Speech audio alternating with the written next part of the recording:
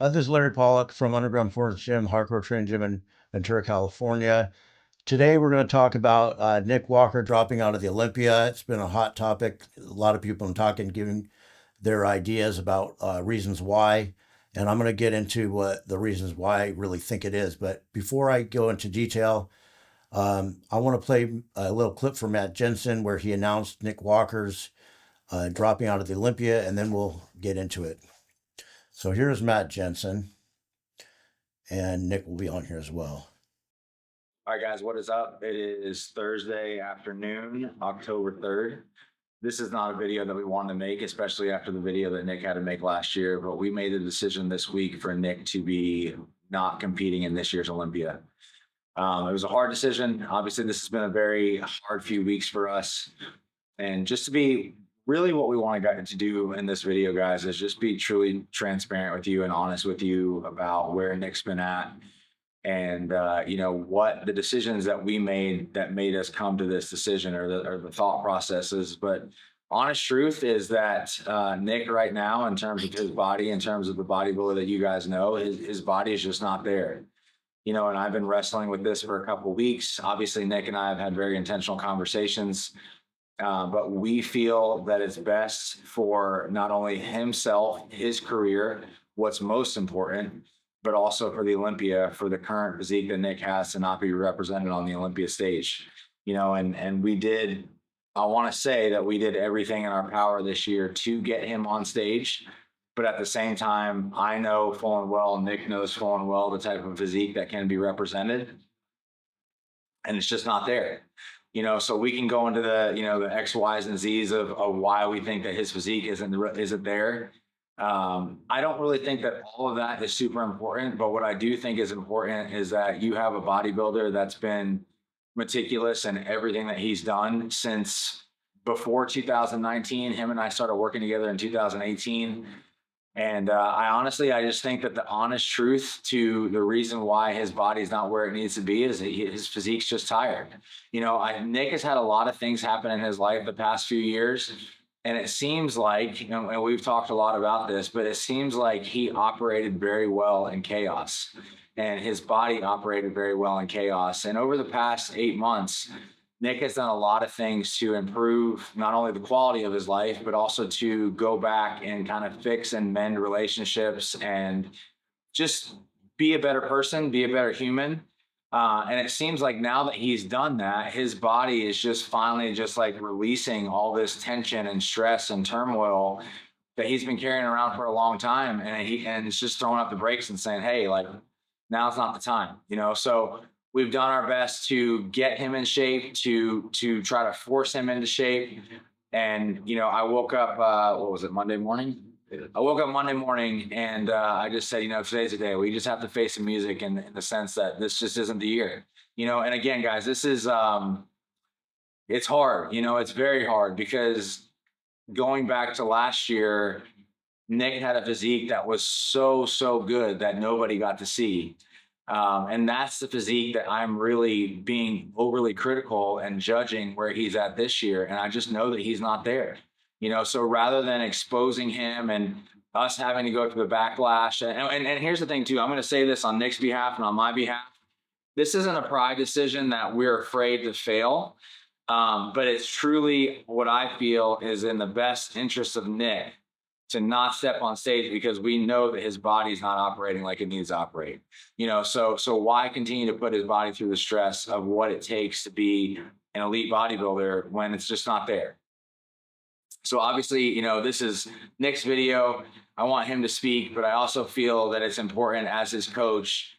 I think that my most important job in all of this is to protect Nick, to protect his image, to protect his health. And those are all the decisions and thought processes that I had that came to making this decision. Yeah, I mean, it's pretty much like you said, this is probably the hardest decision, obviously last year with the injury, that was one thing, but, I felt I was in a very good spot going into this prep, how I felt. And I guess, like what Matt said, I think I operate better in chaos. And coming here for the Olympia prep, I truly felt relaxed. You know, I felt okay. And I guess my body did too. And my body just said, I need a break.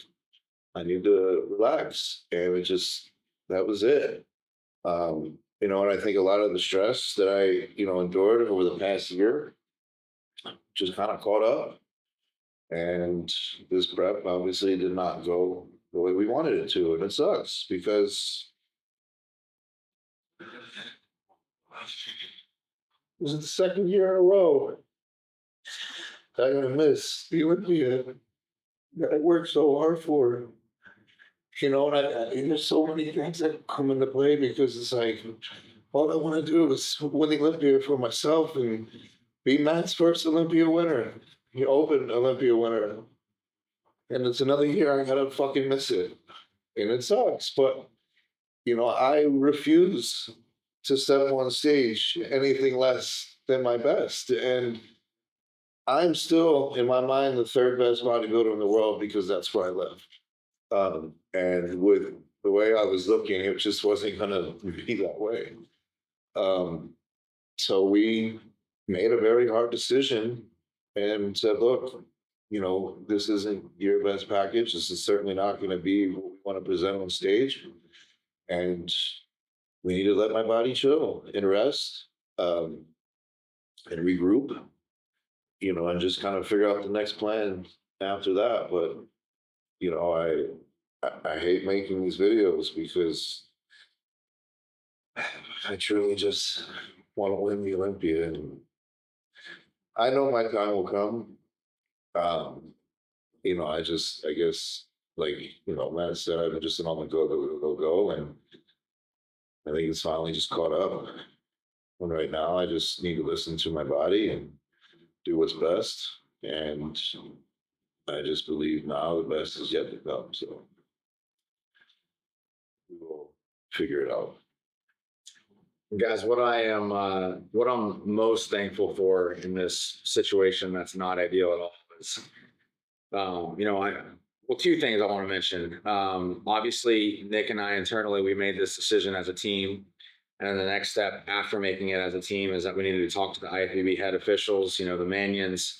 We needed to talk to the Olympia, and they've all been super understanding. So we really appreciate that, because obviously this is a hard decision. And we also know that Nick is such an important part of the Olympia that this doesn't just impact us. It just doesn't impact us in our internal circle of this town. It impacts a lot of people, you know, so their support has been something that's really meant a lot to us. But also, this type of thing that happens, it can destroy a relationship between two people. And I just want to truly say, you know, and you guys will see this in the months to come, Nick and I are great. You know, we're going through this together. You know, as I said, it's my responsibility ultimately to protect his body, his image, and his health. And I hold that in very high regard. And also, I want to also thank one other person, and that's Neil Hill. You know, as I was kind of going through this and wrestling with this in my head, I reached out to him because he's somebody that's been such an instrumental part in my coaching and in my life. And I just said, hey, you know, what would you do in my situation? And he spoke some words of wisdom into me, and that was also very helpful in making this decision. But Nick and I are good, and that to me is what's most important. We're not pointing the finger at each other. We truly did. What's such a head scratcher about this situation is we did what we always did. The environment was better. Nick's mental health has been better than it ever has. And it's just like, as we were going on, it's just like the response was nothing like we've seen, you know? And that's what made us come to this decision. So we don't need to drag this video out forever. You know, I know Nick is still going to be present at the Olympia. That's something that's very important to him. You know, he still believes that he has a fan base that he doesn't want to disappoint any more than potentially this already will. But again, guys, and also too, I don't want to say, hey, you know, we'll see you at the Arnold. Like, obviously, like our plan going into this was Olympia and Arnold. But Nick and I had a very intentional conversation yesterday that we are going to see Nick's physique when Nick's physique starts to respond again. So that's going to be with a time of rest. That's going to be a time with him not being so meticulous, just enjoying life a little bit more in Nick's terms, which is still very, very structured, but less structure than what he's used to, because I truly think that there's just a stress component to this, that he just needs to just chill. So we're gonna, and the thing too is he's still, in terms of bodybuilding, he's still so young, and again, this sucks really bad. It does. There's no ifs, ands, or buts about it. But this isn't the end. It's just making a decision right now that's in Nick's best interest for where we're at right in this moment, for the long term of his career. All right, guys, what is up? It is Thursday. Okay, so first of all, I want to say I didn't come on here to criticize Nick Walker. I'm actually a huge Nick Walker fan, and I'm disappointed that he's not competing in the Olympia because I was excited to see him compete this year. My reasoning for coming on here is I've been listening to people put stuff out on the internet, different podcasts, talking about how maybe he's taking fake drugs. He was using kratom. I mean, there's all different speculation and stuff out there. And I think Matt alluded to what the problem was, but he, like he said, he didn't get into the nitty gritty and details because obviously they're not going to do that. But I am.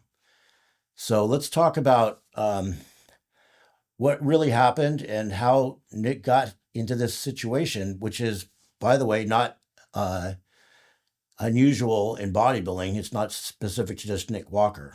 So I actually saw this coming back when he competed in New York Pro a few months ago.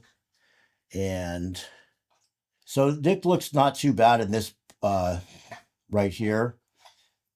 You see the waistline is bigger than Marty's. However, in some of his relaxed poses, it's really blown out. You can see right here, see his stomach's just distended. So let's talk about like what the real problem is and why Nick's not competing and how that happens. First of all, I was really wondering for the longest time, for the last few years, how Nick was able to achieve the size and conditioning that he did without blowing out his midsection. And the reason I say that is we've seen it happen to, almost everybody. Started with Dorian Yates, eventually happened to Ronnie Coleman, Jay Cutler, Phil Heath. That was his unrooting. Basically, he got beat by Sean Roden because of the midsection, finally got distended. And this is something that happens as people continue to gain size and get bigger and bigger. And what happens is the cause of all of this is really insulin insensitivity. So let's talk about what goes on. When you take growth hormone, it raises your blood sugar. The more growth hormone you take, the higher it raises your blood sugar. In order to bring the blood sugar down, people take insulin. Insulin and both growth hormone produce IGF-1. IGF-1 it actually causes insulin insensitivity. Now, actually, I've heard on a podcast by somebody, supposedly a top guru in the sport, that say IGF-1 makes you more insulin sensitive. That's not true. IGF-1, and it's in the medical literature. I'll list the sightings in the description. But IGF-1 actually blocks insulin, so it makes you insulin insensitive. So by taking growth hormone in large dosages and insulin along with it, both of those create IGF-1. Also, certain anabolics, well, actually all anabolics create IGF-1, but especially orals, cause your liver to produce more IGF-1. So you have a combination of, you're taking growth hormone, insulin, and anabolics, androgens, in order to try to build more size, which it does work. But you're also producing all this IGF-1, which is leading to the greater amount of size. And you're pushing food all at the same time to get bigger and bigger and bigger. But there's IGF-1 receptors in your intestines as well. And so what happens is you basically shut those down, and it comes to a point where you can't digest carbs or food for the most part, but carbs especially. So because your body's not producing insulin. So you're eating all this food to try to maintain this huge size, and the food is just building up in your stomach, and it turns into gas, and that creates the bloated, distended stomachs that we see here. Okay. How do I know about this? Well, I did it to myself, and I will show you what I'm talking about. So we'll take a look at two poses. In this one here, I'm weighing about 225 pounds, and you can see I have striations, tight midsection, and at this time I had used growth hormone, but only not a lot, and I had not really messed with insulin hardly at all, and I was 225 pounds right there. Now fast forward, we're going to look at a different image. Right here, this is about 240 pounds. And so I'm 15 pounds heavier. And this is after using insulin with the growth hormone. And it's a few years later. So I put on, actually, I got up to 250 pounds at one point, but I think I'm about 240 in this picture right here. So I'm 240 in that picture. And this is after taking growth hormone and insulin for a few years. And did it help me? Well, I did get bigger and stronger. I topped out at 225, and now I got up to, 245, 250, which is a significant amount of size on my frame. But do I look better? No, I don't look better. I actually look worse. And you can see my stomach is pretty distended, even though I have my hands kind of covering it up, it's still distended. And you can see down here, there's a point where I actually had a very small waist. I want to say it was probably about 28 inches. No, 28, 29 inches in some of these pictures. This is weighing around 220 pounds. So you can see how small my waist is right there. So that's growth hormone. No, actually, I had used growth hormone, but in small amounts, but no insulin at that point. And so what happened with Nick is he's taken growth hormone and insulin, and like I said, it ended up hurting my physique. But the truth is, almost all the top bodybuilders do it to put on size, because without that size, Nick Walker wouldn't be the mutant Nick Walker that we became famous. So it was necessary to a point, but at some point your body just becomes insulin resistant. And do I blame Nick for dropping out of the competition? Was it a bad decision? There's different arguments, like he should have done it anyways. Look, if he had gone into that competition in the Mr. Olympia with Hottie and Derek with tiny waists, and Samson with a tiny waist, and Andrew Jack with a small waist, and he's all blown out, they would have been talking about, he would have got placed, first of all, definitely not in the top 5, maybe way even lower, because at the Olympia, they don't tolerate that stuff.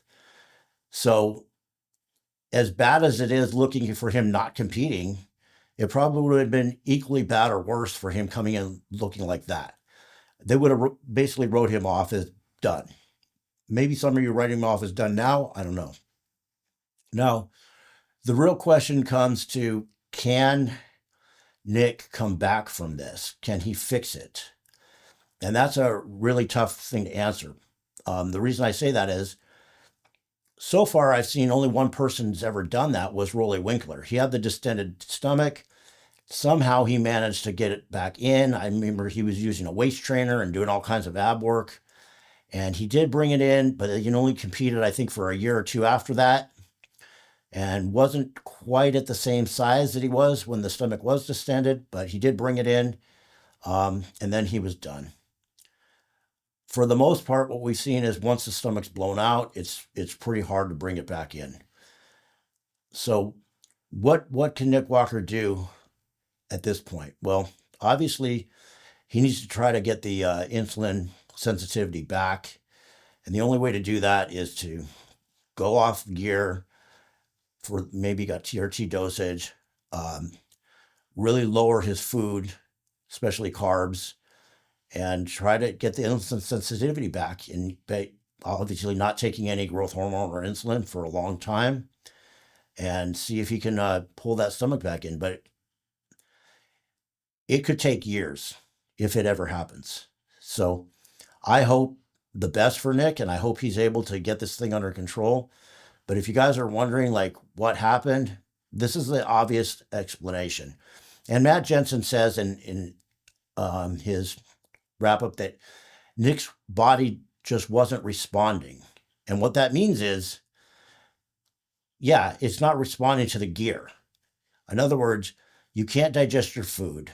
If you can't digest your food, you can't build muscle, and your stomach's going to get blown out. That's your body's not responding. It's simply that. It's not fake gear. Nobody at the elite level is taking fake gear. Come on. Do you really think Olympia competitors can't get a hold of real gear? That's ridiculous. Kratom does not blow your stomach out. That's ridiculous either also. The idea that he cheated on his diet and couldn't stay on a diet, I don't believe that story.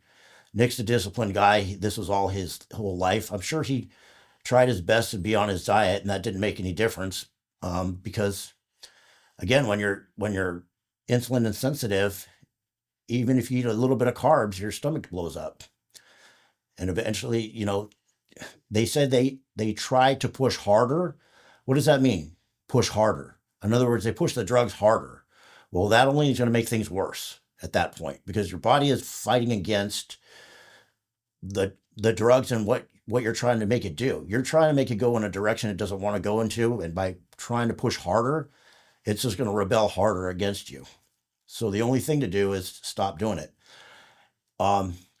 Now, do I think growth hormone and insulin has a place in bodybuilding? Obviously, yes, because you're not going to get to elite level. However, if you're not super careful, and what I mean by that is using it sparingly at very low dosages, you're going to run into this problem. It's like inevitable. And I think the reason most of the bodybuilders in the 90s, almost everybody had the distended stomachs in the 90s, because they were just learning about growth hormone and insulin, and people didn't realize, that there's limits to how much you can push before this ends up happening.